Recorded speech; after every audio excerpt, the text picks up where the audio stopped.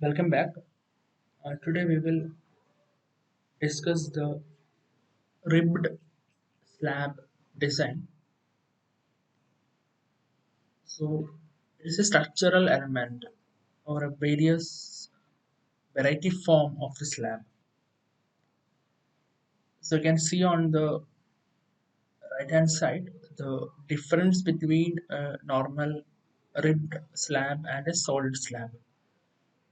Actually, for solid slab, it is only the skeleton or the arrangements of reinforcements has been shown. Okay, whatever it may be, the ribbed slab, you can see here, this is the ribbed slab, and you can see that it is a combination of slab plus beam part. So it's a combination of slab plus T beam in a very simple way, such that the tension flange portion of the T beam becomes a part of the slab.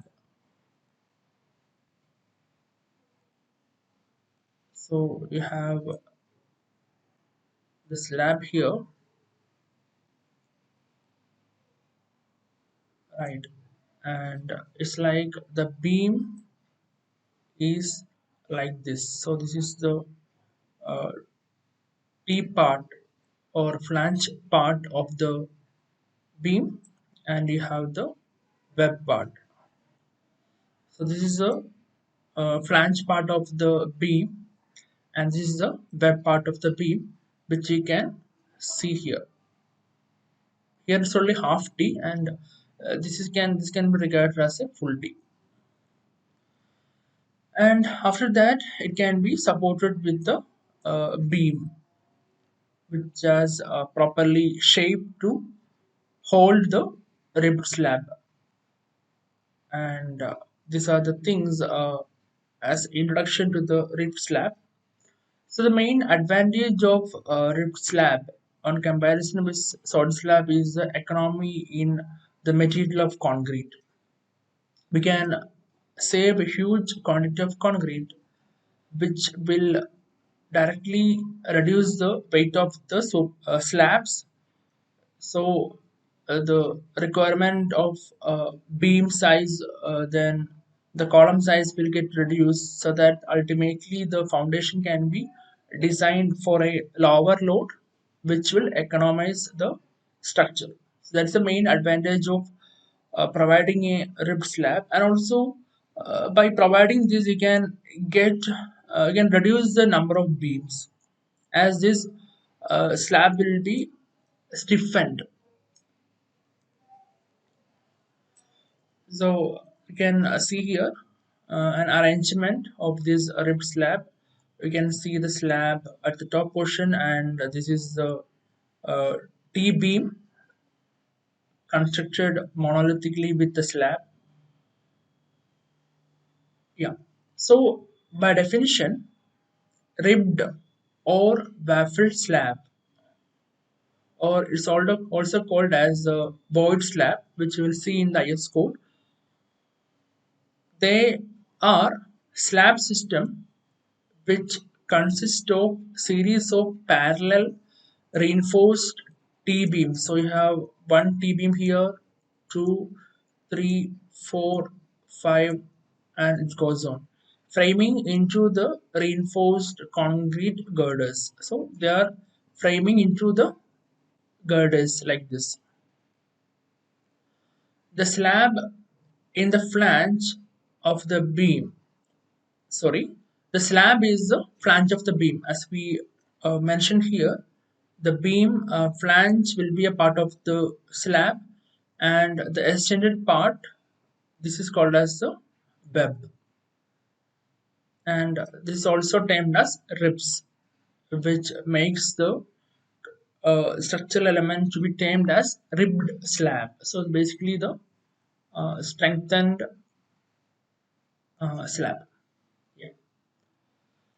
So the IS code gives a large number of clauses for designing the ribs. or ribbed slab. So these are the figures. Sorry, these are the screenshots from the IS-456, and I'm not going directly to the code, as you can see here very clearly.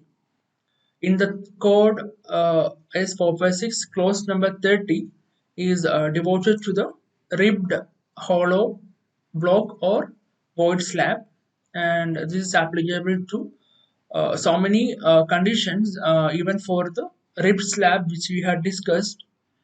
And the 30.1 is general, telling about the applicability. Then 30.2 is on the analysis of structures, 30.3 on the shear conditions, then the deflection criteria, then the size and position of the ribs. So this is actually very important for the initial proportioning of the rib slab. The important things comes under the section include the in situ ribs shall not be less than 65 mm wide. So that means the total width from here to here shall not be less than 65 mm. They shall be spaced at centers not greater than 1.5 meter apart. That means that the distance between two near T beam or this rib slab should not be greater than I'm think yeah, it should be greater than 1.5 meter.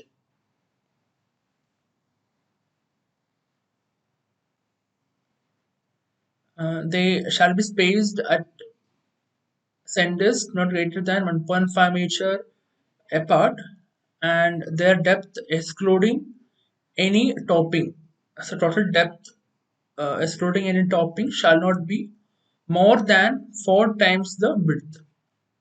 Okay, so it automatically comes around maybe 65 into 4 as a value. Generally, ribs are formed along each edge parallel to the span of one-way slab.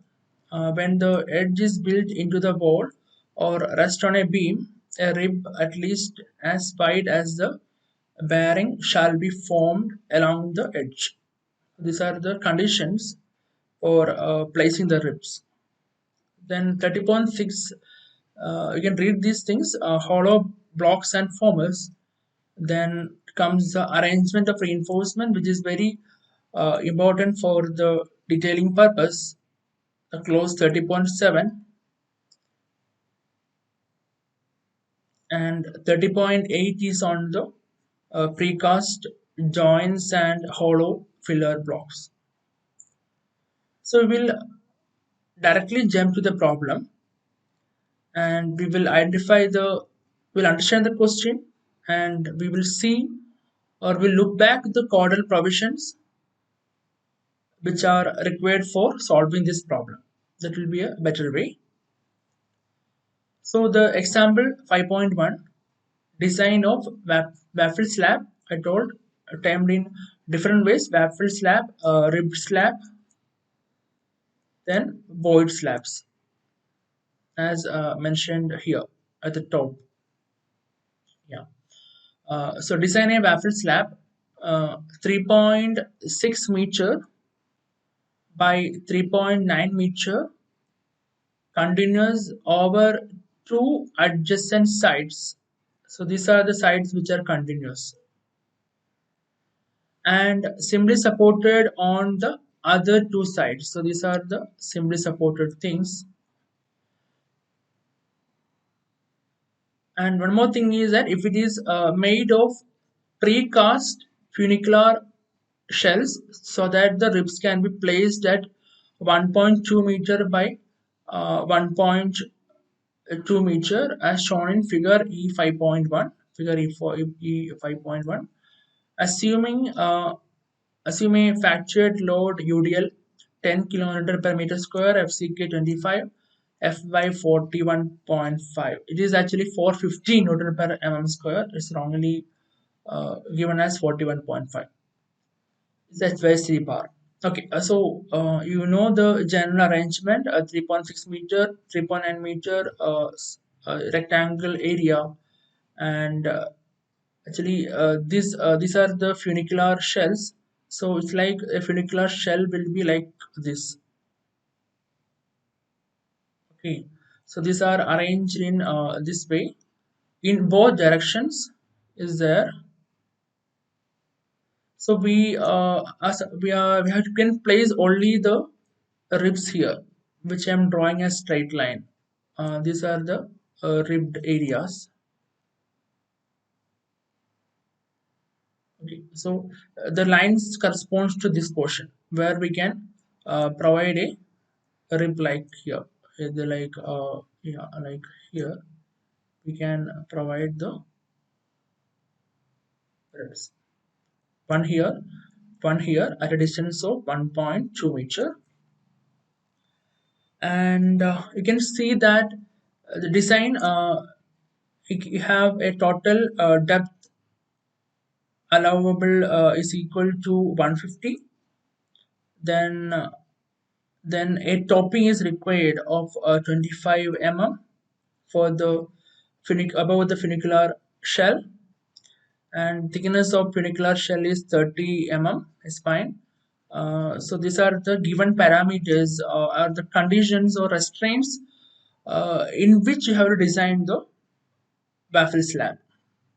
So you got the question, concept, or the problem you are thoroughly understood. Now we can go to the problem. So in the left hand side, the corresponding references or caudal clauses are uh, clearly given, which includes IS 456 clauses as well as the SP16 clauses for design aids for the reinforced cement concrete. Okay, so our first step, it includes check the dimension for code requirement. So here we are restricted by the total available space for providing the ribs, because only we can provide in between these 2 points.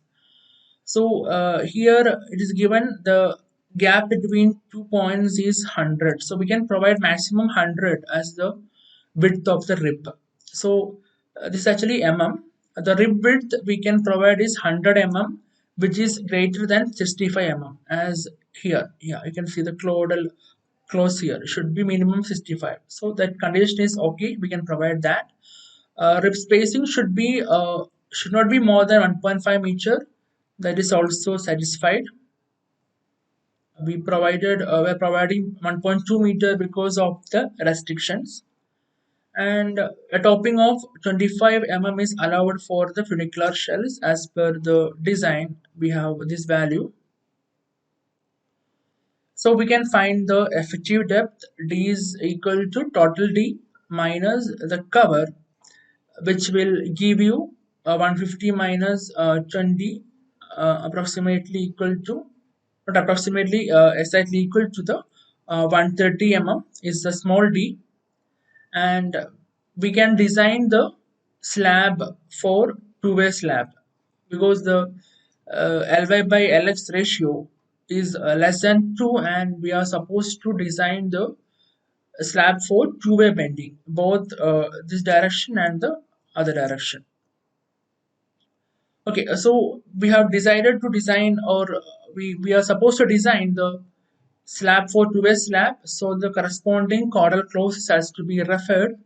So these things you have already learned in the design of concrete structures classes for designing the two-way slab based on the moments.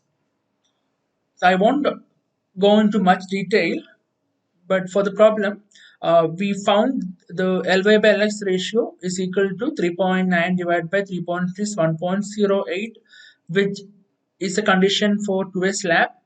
And due to the reason,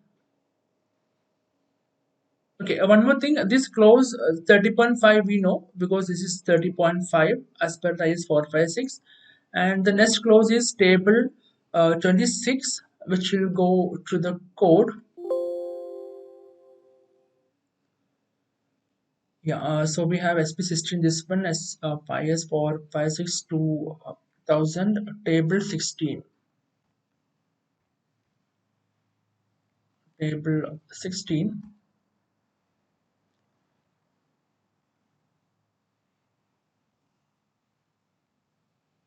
I think it's not table 16. I wrongly typed that. Table 26, yeah. So table 26. It is actually the annex. Yeah. So we got that. When you just refer the title, it is the Annex D, uh, and the design provisions for slabs spanning in two directions. So for that conditions, you have laid this caudal provisions for finding mx is equal to alpha x into w lx square, my is equal to alpha y into w lx square. So note that both the moments in both directions are dependent on the lx value, and the variation is only in the alpha values. Okay, so in this equation, the alpha values are given from this table.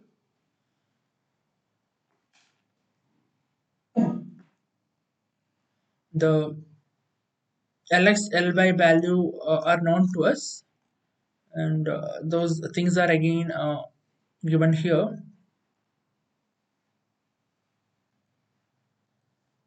Just a minute. Yeah, it is given here. And table 27 is also there for bending moment coefficients for slabs spanning two directions at right angles, for simply supported four sides. Our condition is not this one. When you refer for the interior panel, yeah, the fourth one is for us. Two adjacent edges are discontinuous for us. So we have to see for the case number 4, and corresponding Ly by Lx ratio, we have to take the values after the interpolation. So back to the problem, maximizing.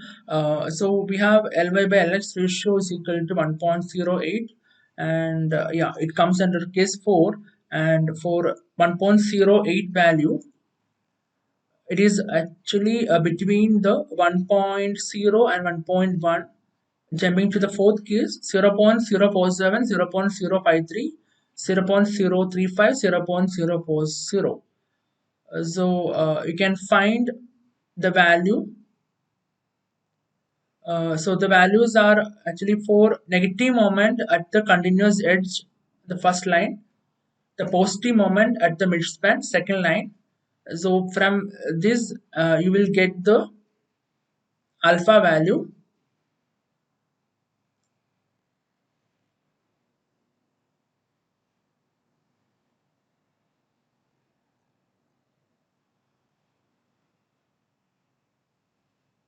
And so this is actually alpha x, and the alpha y is given directly, not directly, that is given for different 1.0, 1.1 and all.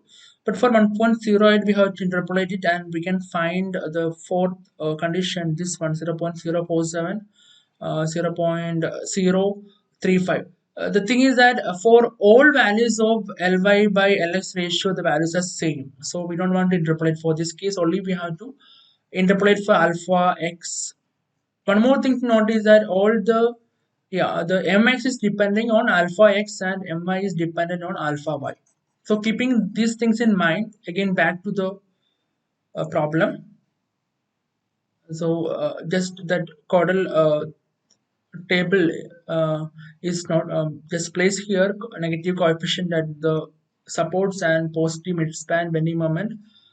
We have to find the value for the 1.08, and we got the values, and it is shown here assuming the same rib size in both x and y direction. So actually that drawings have gone, I told both, we are giving the ribs in both x as well as the y directions, and that's told here, same rib size. Maximum negative moment is equal to 0.052 into w lx square. So That's actually these are the values for 1.08, So based on that caudal provision of the alpha x into w lx square mx. So we have alpha x is 0.058, 0.052 into w into lx square will give you a moment of 6.74 kilonewton per meter as the maximum negative moment, and the maximum positive moment is given as the 0.039 w lx square. The actually these both values are for a single direction, right? For single direction, the negative as supports and positive at the midspan, and the maximum moment one trip has to carry is a moment per meter is equal to maximum negative bending moment we are taking as a factored load is equal to 1.2 into 6.74. So it's based on the spacing. So this much moment will come to a single rib, which is 8.1 kilometer meter, and maximum positive bending moment is 1.2 into 5.05, 6.1 kilometer meter.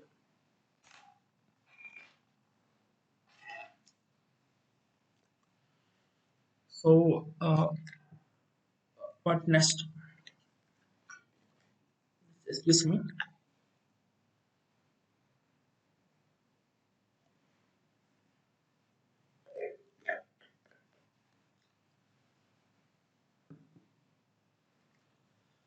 Yeah, so we know the bending moment.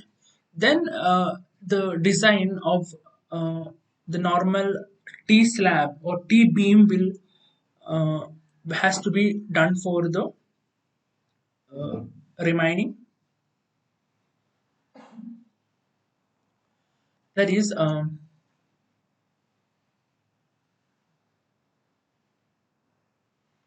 the supports only the rib will be effective.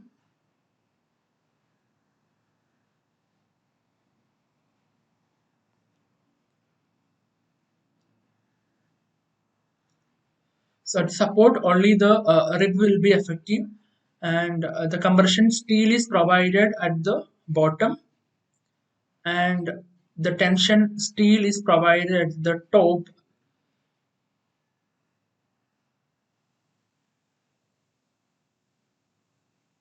So we have mu is equal to 8.1 kilonewton meter from here. D is obtained as 130 mm. The B value is 100 mm, which is yeah, here it's 100 mm, and we can find the D dash by D is equal to 20 by 130. 20 by 130 will give that value, because we are giving a cover of 20 divided by 130 will give you 0.15. And these things, you know how to calculate the uh, mu by bd square from the sp16. So I'm not discussing those things. So you found the mu by bd square, you got a value of 4.79. Then you found the percentage of steel required from that table, or even the graph is also available in the sp16. You got 1.634 percentage of steel is required, and a compression steel of 0.478 percentage is required. In that case, you can find the ast, you can convert this percentage to the ast by you applying the area, and that you will get ast required as tension, how much area, and you can provide three tension bars of 10 dia, which will give to 35 for 220 212 requirement, and ASC is 62 is a requirement, and we are providing one tension bar of 79 mm square. So this third step, it was for designing the support reinforcement treating as only for a single beam. That's only the rib is active. So we can design for a single normal beam, the procedure which is applicable for the beam, and we use the SP system for solving the AST. And in the case of design at the mid span, both the rib and the flange is effective. Okay, so why this happening? You can see that at the end, just draw that point option. Yeah, at the end, it will be like this, right? And here it will be like this. So it will be a combination of, sorry, it will be a combination of T and rectangular beams. Here also it will be a T beam, and at the end it will be a rectangular beam. So for the design at supports here and here, we designed it for the rib was effective, and for the design at the mid span, we have the T beam design to be followed, and you have learned how to design a T beam, and by using the corresponding chordal clauses, you can find the equation as AST is equal to mu by 0.87 Fy into d minus df by 2. The moment is given like the maximum positive moment at the mid span, and employing the values here, you will get 143.8 mm square of steel is required, and you can give it for 2 tension bar 10 mm, and the percentage steel provided is zero point 0.1, and the minimum required amount of steel is 0.2 percentage, so that you provided a 0.2 percentage steel, and you increase the number of rebars from I think from 2T10 to 2T16, which will give a percentage of 0.2 percentage. So that's about uh, designing the reinforcements in a single direction. Okay, because we designed just now only for the short span, 0.052 and 0.039. We can design for the long span also in the same procedure listed here. Yeah, next thing is check for shear.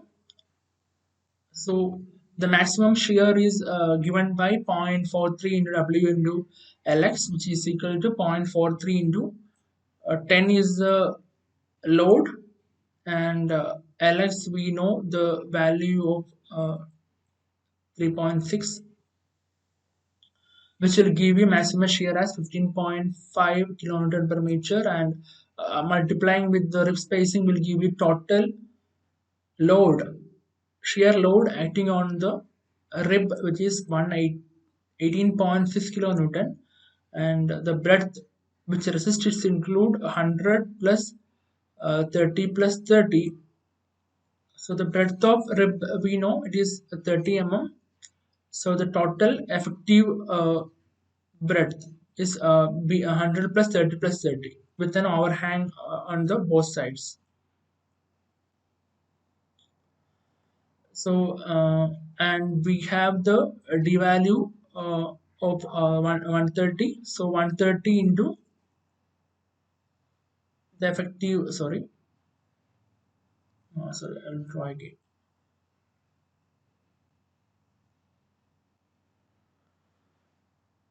Yeah, so we know the d value is 130, and the effective breadth is 100 here, plus that is this is 100, and we have 30 here and 30 here, that will count to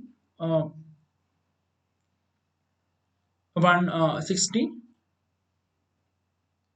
So we can find the shear stress. For 1.25% steel assumed at the support with an enhancement factor of 1.3 and depth of slab 150, the shear is equal to toss is equal to zero point 0.7 into 1.30, which is 0.91. So you can refer the table 19 for it's actually on the TOSI values. Just a minute.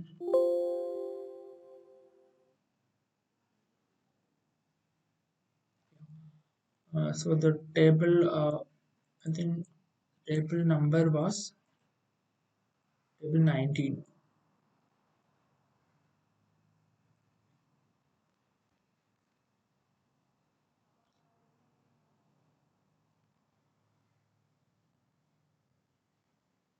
Yeah. So this table you have used for designing for shear strength. So using this table,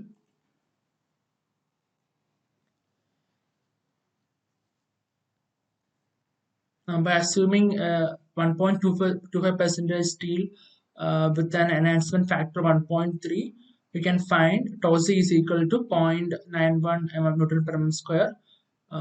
So that the total acting shear stress 0.89 is well less than 1.91, sorry, 0.91 Newton per mm square. So we are in the limit, below the limit, and so the shear is less than the allowable value, and it is we don't need any extra shear reinforcement for this design.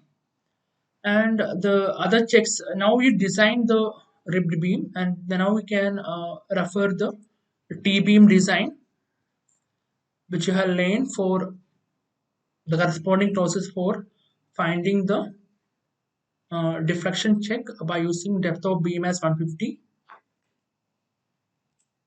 and the L by D ratio as keeping as 26. Then it comes the detailing part, which is similar to the T beam, which you laid based on the ASTs which we obtained here. So this detailing is not that much important for your syllabus because it's not mentioned. You have to study the detailing part also, but you should know the basic detailing. So that's the end of the third lecture on the design of ribbed slab. Thank you.